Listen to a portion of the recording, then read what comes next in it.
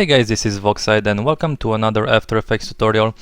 Just before we get started, I want to let you know that in this tutorial we will be using Utility Box. So essentially what Utility Box is a free script that I built for myself that's available on my website. So you can go ahead and grab this script, completely free, no sign up, you just have to click the download and you're ready to go. So we will be using it quite a lot, and a lot of the techniques that I'm going to cover are going to be used with Utility Box. So yeah, let's get started then. I will go to new composition and let's make this let's say shapes, and for width I want to use 2000. Let's go 2000 by height 1000, duration 10 seconds should be alright. So what I want to do now is actually grab my pen tool and I will just start drawing some random shapes, random paths, sorry. So by holding shift you can kind of see the points snap either at a 45 angle and or at 90 degrees. So that's really helpful in creating sort of like sci-fi looking shapes. And so this is a path and I'm not worried about the fill for now. I will just select my layer again, and now if I create another new path it will just add it to this new layer. So I will just repeat the process by having shift selected. So you can kind of see we're just creating some nice interesting shapes, or rather paths, sorry. And I'm not really concerned about making the best possible paths that I can create. I'm just interested in just creating sort of like think of it more of like more complex lines. So it's not really that complicated. I'm just going by feel completely over here. So I just want to create sort of like a couple more over here, and you can kind of see that in between creating paths I'm selecting the shape layer again. So this will just make sure you're adding the paths to the same layer.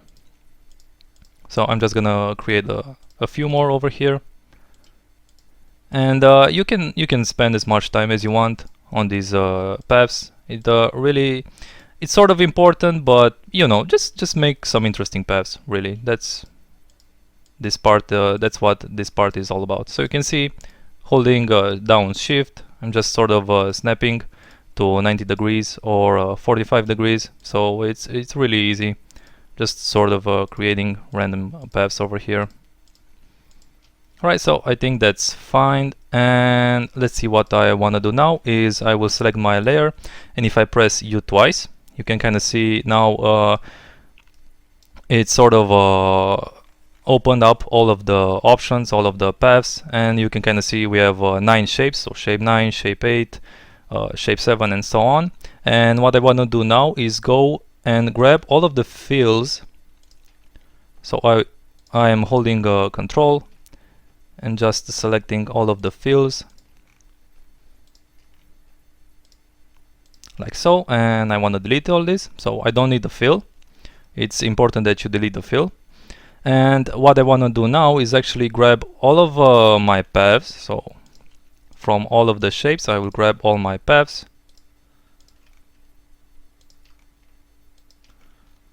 and I just want to place all of the paths in just one shape group. So in this case it will be shape 9. So I'm just gonna drag them over here, so you can kind of see shape now, or shape 9 group contains all of the paths, which is great. And now I can grab shape 8 to 1 by holding shift, and I can delete these. And essentially what I have now is a shape 9 group. So let me just rename this to shapes to be easier. So now I have a shape group called shapes, and it contains all of our paths and one stroke with a stroke width of 1. Alright, so that's great. This is a great basis for multiplying our shapes. And here's the trick essentially of creating some interesting shapes. So with this layer selected, I can go to my shapes tab over here. So here we have a shapes panel, and I'm gonna go over these settings really quick. So amount will be how many random shapes will be generated. So in this case I've already done this tutorial before, so I know I want around 150. offset will be how far will a random shape be, so the distance between a random shape and the spline it's generated for, not spline, path, sorry. So for example, an offset of 10 will make all of the shapes end over here, while an offset of 50 will make them end all the way over here. So this is going to be the distance covered between them. I will actually leave this at 10 for now. Width is going to be the maximum width that a stroke can take from a random shape, which in this case I want it to be 3. And opacity is going to be the maximum opacity that each random shape can have. So in this case I want the maximum opacity to be something like 60. Alright, and now you can see we have a shape group name over here. So for this I will use the shape group name, which is this guy over here, so shapes. This is case sensitive, by the way, so make sure that whatever name is here, you type the exact same name over here. And now if I click add, just give it a second, and you can see it's sort of generated the random shapes. And because the offset is set to 10, we don't have much distance between them. And I will actually undo this and select my layer again, and if I set the offset to be 50 and click add, now you can see the shapes are going all the way. It's creating more distance between the random shapes and the paths they're generated from. So 50 is even too small in this case. Undo this and let's set this to be 120 maybe. Click add. Alright, so now we're getting the result that we want. And let's actually set the opacity maybe lower. So I will undo this again and set the opacity maybe to 40. Click add, and you can kind of see how easy it is to just randomly generate shapes based off of a few paths. So that's really easy to do. I will actually undo this, and if I click add again, it sort of like creates a random, it gives it another random seed.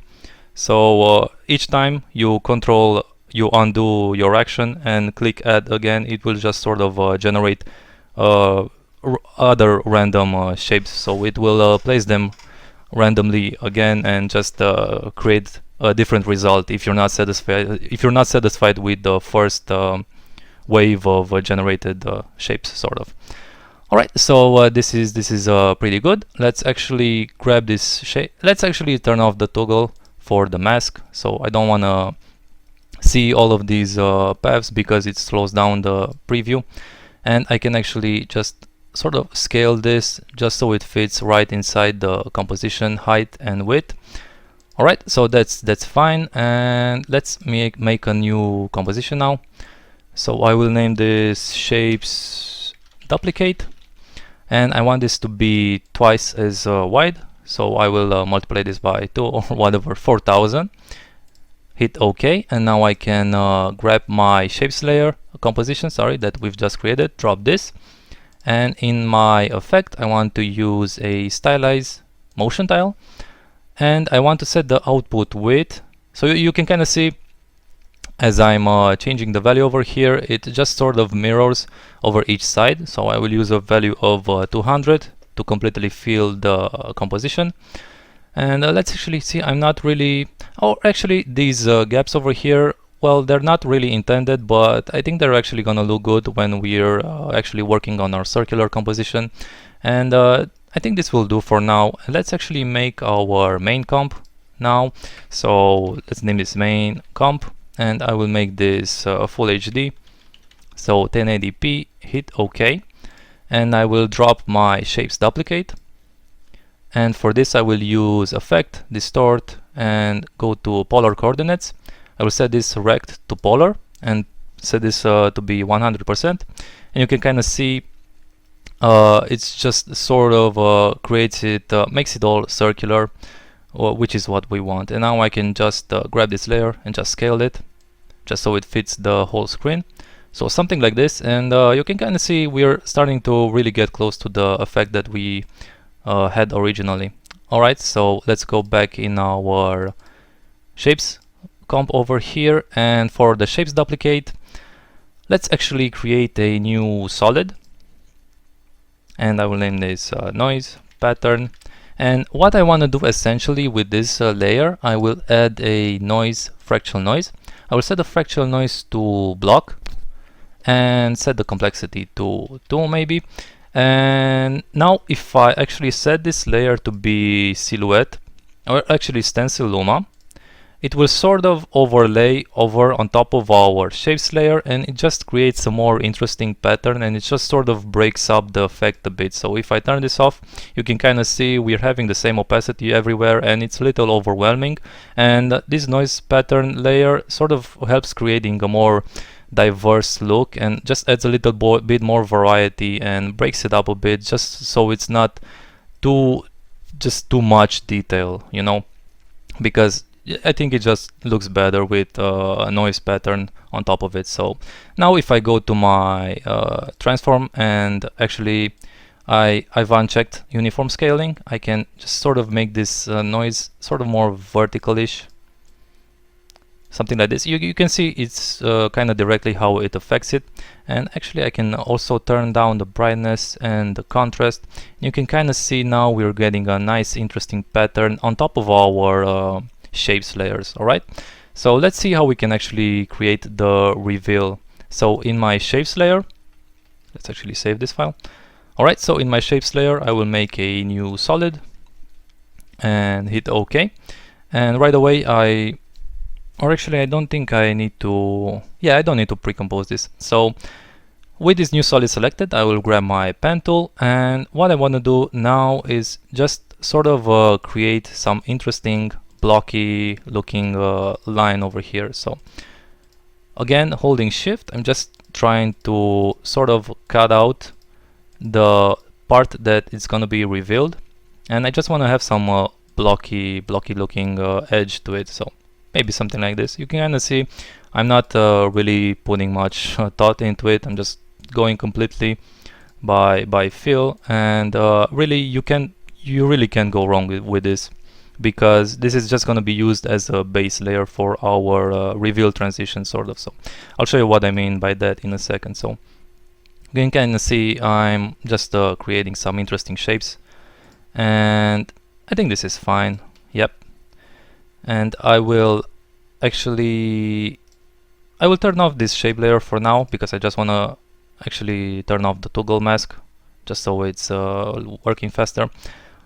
Or actually, no, sorry, I need the toggle mask because I'm working with the mask over here. So if I go to my layer mask and mask 1 and set the keyframe for mask path, I will double click this mask, and now I can move all of it down below. So I'm holding shift, by the way, just so it moves straight vertically.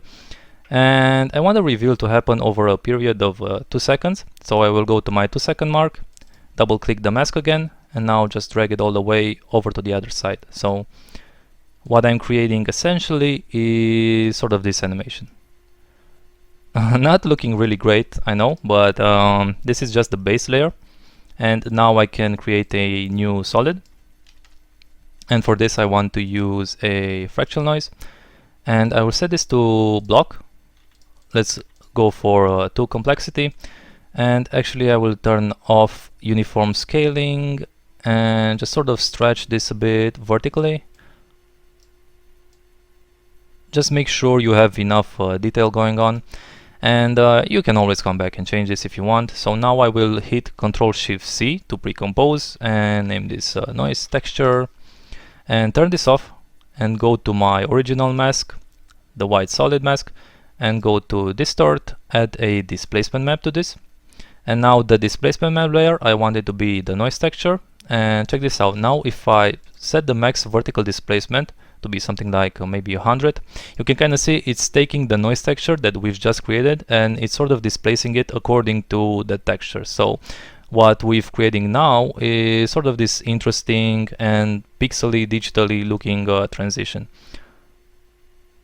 So that's great. Let's actually animate the max vertical displacement. So I want the max vertical displacement to be 150 at around the 1 minute mark, and I want it to start at the beginning from 25, and I also want it to end at around the value of 25. So if I show you the keyframes, it's starting at 25, at 1 minute it's 150, and then back to 25 at the 2-second mark. Alright, so now I can actually use this layer.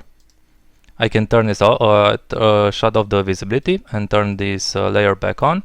And if I press F4, I can set this to be Luma Matte, and it will look at the layer above it to actually look at the alpha of the layer above it. So what we're creating now is sort of like this interesting transition, and for some reason it's so it was just a preview error, the cutting. I don't know why it does that, but apparently it works anyway. So now you can see we're kind of creating this nice organic digitally looking transition. So I actually want this to the second keyframe here. Let's actually try a value of 200 just so we add a little more detail to this.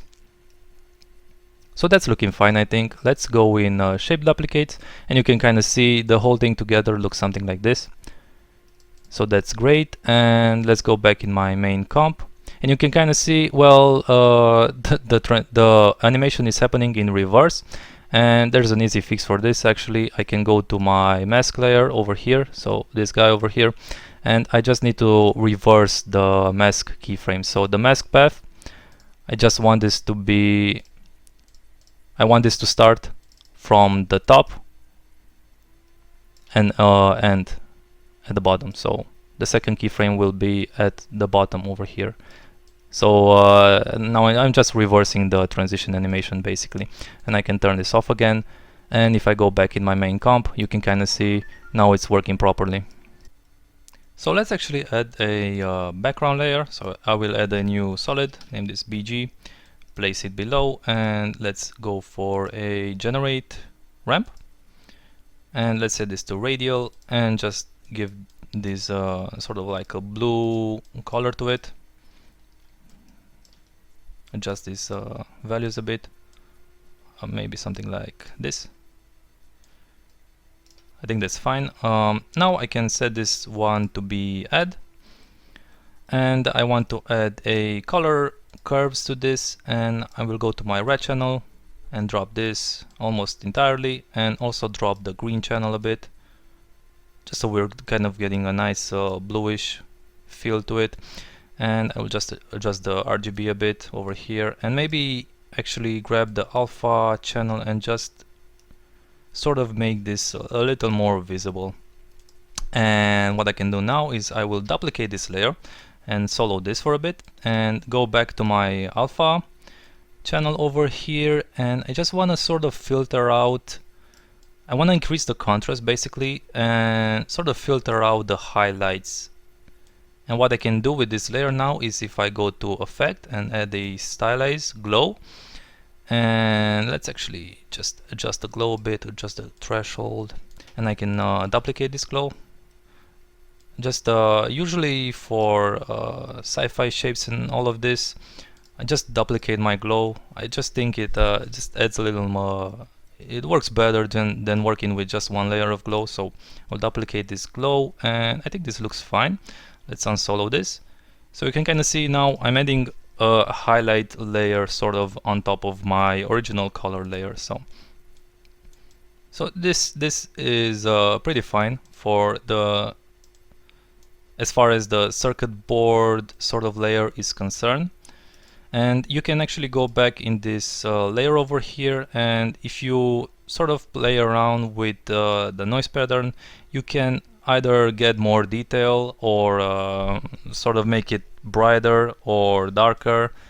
And you can kind of see, if I'm messing around with the settings over here for the noise pattern and go back to my main comp, you can kind of see how it affects it. And you can either decrease the detail or increase the detail. So if I undo my settings for the noise pattern, you can kind of see I'm undoing, pressing Ctrl Z, and you can kind of see how that's affecting it.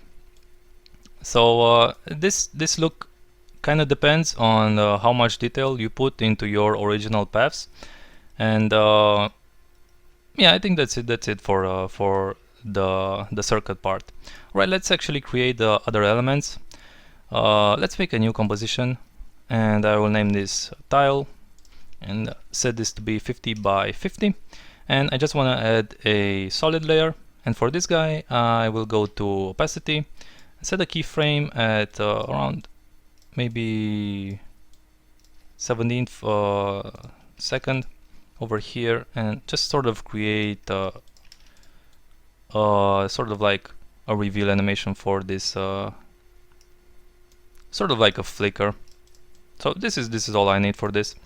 And now I can go to my make a new composition. I will name this strand, and I want to set the height to be 1000, and I will leave the width to be 50. And for this strand comp I will drop my, let's see, my tile, the one that we've just created. So if I scroll my timeline, you can kind of see this is the tile that we've created. And I will press A for my anchor point, and I want to set this to be 0 and 0. And now I will grab this layer, and I just want to hold Control Shift while dragging this around so it snaps sort of to the corner over here. And what I want to do now is, if I go in my clones tab over here, I can sort of like, I want to multiply this over vertically, and I know I want 20 clones, so 20 by 50 is 1000, and this will match our height of our composition. And I want the distance to be 50 because this layer has a height of 50. So if I hit create now, you can kind of see it just multiplies. It created an array vertically of clones. So that was just really easy and quick to do. And just the only thing you have to do now is grab your last layer over here and just make sure it's the first one, just so it they're all sequenced properly. So tile 1, 2, 3, and so on. And now I can grab all of these layers and go to my layers tab over here, and I want to offset all of these layers in the timeline by 2 frames. I will set this to 2 and press sequence. And now you can kind of see we've created this sort of cascading animation, which is really great. So now what I can do is make a new composition. Let's name this circle 2, maybe something like this. And I will make this 2000 by 2000. And in this guy I want to drop my strand that we've just created. So this strand over here, I will press A for my anchor point, and I want to set the second value over here, the Y value. I want to set this to be 0. And now I can go in my clones tab, and I know I want maybe 80 copies of this. So I want to clone this radially. So I will set the number to 80, and you have to set the range even if you're not using any range. So range will be sort of like, if I use a range of 50 and hit create, you can kind of see now each of the layers are offset by 50, by a value of 50 between them, and I don't actually want any range between them, so I can just set this to 0 and hit create. So now they all start right at the center of the screen. And this new layer that's created is just so you can move all of the clones around, but actually I don't need this because I want the clones to remain in the center. And you can kind of see really easily just created a radial array of clones. So this is sort of how I made the original animation. And I actually don't want them to intersect right here in the middle. You can kind of see they're all intersecting because they have a high width of 50 all the way. And what I can do with this actually is, if I go in my strand clone, in my strand composition, sorry, I can really easily go to adjustment layer, so add a new adjustment layer and go to distort. And let's see, I want to use corner pin. Yep. And for this guy I just want to grab these points at the top and sort of move them to 25, and the upper right guy also to 25. So we're kind of skewing them towards the top or end over here. And now if I go back in my circle comp, you can kind of see now they're no longer intersecting and behaving properly. And now in my main comp I can grab my, which one was it, circle 2 comp. Oh, sorry, let's grab our circle 2 and place it in our comp. And now you can kind of see this is the comp that we've just created. I will also set this to add, and let's actually see what stuff we can do with this guy over here. So let's actually grab all of these clones, and you can kind of see there's a strand over here. So this is the original layer that we've used to duplicate all of the layers, and we no longer need this, so I can just go ahead and delete this and just work with the 80 clones that we've created based off of that one layer. And I will just Control A to select all of the layers. And let's see, what I want to do now is if I go to my transform properties over here, let's actually use the scale option over here. So I will turn on scale, and I want to affect the Y value of the scale, and I will set the amount to be maybe 15. And now if I press randomize, you can kind of see it's taking the Y value of all the scales of the layers, and it's offsetting the value with a value between -15 and 15. So some layers will have the Y scale of 115, and some will have 85. So you can kind of see, if I am looking at all of these scales, they're all affected randomly using a value between -15 and 15. So I hope that makes sense. And I will select all of my layers back again, and I want to press T for opacity, and I want to set them to be 50%. And now if I turn off my scale options over here and go to my opacity, so this guy at the end is going to be the opacity options, and I want to affect the opacity for all of these layers randomly. So something like a value of 35. So this is going to take a value of -35 and +35, and it's going to offset the current opacity of all the layers. So if I press randomize now, you can kind of see it's creating sort of like a random opacity for all of the layers, and yeah, it's just creating some really nice variation between our layers. And another thing that I can do is actually I can go to my layers tab over here, and I can even randomize their start point in the timeline. So if I use a negative value of 5 and 5 and then click randomize, you can kind of see it's offsetting all of the layers in the timeline. So some will start slower than others, or not really slower but more delayed. And I can actually also use the deselect properties over here. So if I set the percentage to be somewhere around 25%, and with all of my layers selected, so I can click deselect, it's selecting 25% of the layers that I have selected, and I can go ahead and delete them. So it's also creating some really nice variation, but you can also go ahead and just randomly grab some layers and delete them, just so you can create some more interesting looking shapes. So now back in my, let's see, main comp. Yep, this is the guy. You can kind of see it's not really, the animations are not really matching. What I can do to fix this is sort of create more distance between the keyframes of the transition. So in my shapes layer over here, where I have the transition layer, the white solid, I can just sort of spread out these keyframes a bit, and this will make the sort of like the circuit layer thing just sort of stretch out the animation.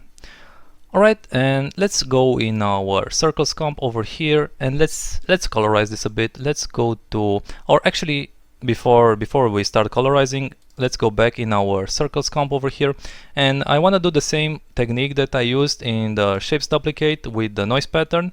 So I will actually grab this noise pattern, Control C this, and Control V, so paste it over here, and go in my solid settings, and I want to make comp size, and I will just recenter this.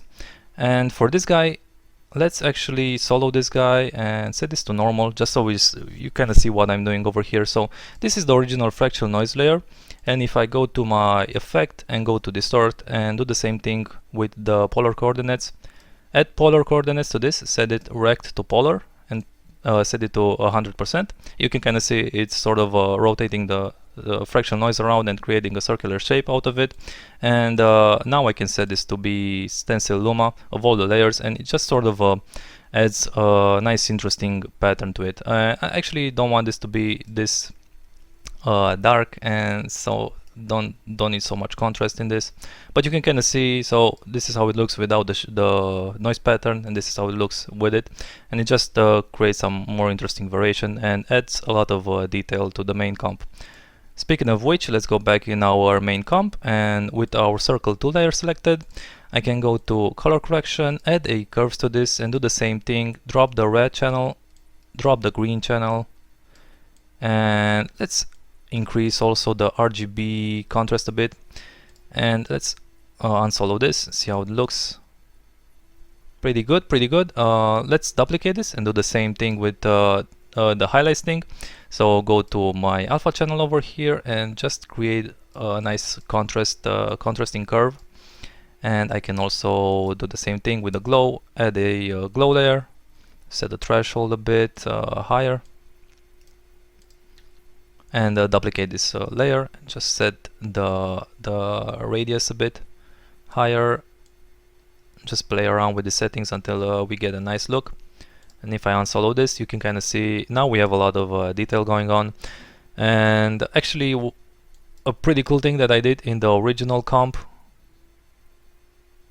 Let's give it a second. So a cool thing that I did here was actually I grabbed one of the circle layers. So I duplicated this guy and I went to add an effect, and it was, I think, find edges. So if I click find edges and set this to invert, you can kind of see it's creating this, it's taking all of the edges and it's just highlighting them. And I can go to curves and add a new curves to this, and just sort of go to my alpha channel and create some contrast over this. And I can add a blur and add a fast radial blur. Yep, and add a glow to this, and do the same sort of settings for the glow. And let's actually set the green channel, drop the green channel a bit, and maybe increase the contrast a little more. So I'm sort of taking the original layer and just creating another highlight layer, sort of making it a little bit more interesting. But I mean, yeah, it's hardly noticeable because there's already a lot of stuff going on the scene. So maybe you can ignore this, or you can actually download this scene if you check the description of the file of the video, and you can go ahead and see exactly all of the layers and what I added to each and every one of them. So back in our main comp, I think this is looking alright. Let's make our final adjustments over here. Let's add a camera. So we need, I will delete this layer. So we need to set all of these layers to be 3D. And I can press C for my camera tools and just sort of change the orientation of the camera a bit, and maybe move it towards the center of the screen. So maybe something like this. And you might think that I've used depth of field to get that nice blur around the edges, but actually I used camera lens blur because I have more control over it. So what I did was add a new solid, white solid, and for this guy I actually set the opacity to be maybe 25%, and I grabbed my mask tool and I just masked around the edges where I want the blur to happen. So I created a couple of masks over here, and let's press F for feather and feather these masks out. So something like this, and now I can set this layer back to 100%. Maybe adjust the masks a bit, something like this. And I wanted the foreground to have a little less blur, so for this second mask, if I press D, I can set the second mask to be 50% opacity. So I don't want the blur to affect it that much over on this side. So now I can control Shift C to pre-compose this layer, and I will turn it off. And if I add a new adjustment layer and go to blur and sharpen, camera lens blur, and set the blur map layer to be the layer that we've just created. And I'm gonna set this, just gonna increase this value over here and hit repeat edges. And yeah, that's sort of how I created the original look. Let's maybe set this a little lower, maybe like 25, and you can mess around with the settings. Let's actually add a new adjustment layer. Let's make some color adjustment to this. I can increase the contrast a bit, get some highlights going, and I will grab the blue channel, just sort of increase the shadows for this. And I will grab my green channel, and I want some more green highlights, so you can kind of see we're creating some nice interesting highlights with this. And of course you can add if you add a stylized glow over on top of all of this, and just set the glow radius to be higher and the threshold higher, you can kind of see we're getting some really nice detailed highlights and a really interesting look. So yep, let's preview this. Alright, so not bad. Hopefully you've enjoyed this tutorial. Maybe you've learned some new techniques that you can apply directly to your projects. Don't forget to comment, tell me what you think. And if you want to see more tutorials, subscribe to my channel, or just make sure you follow me of any of my social links. And I'll see you next time.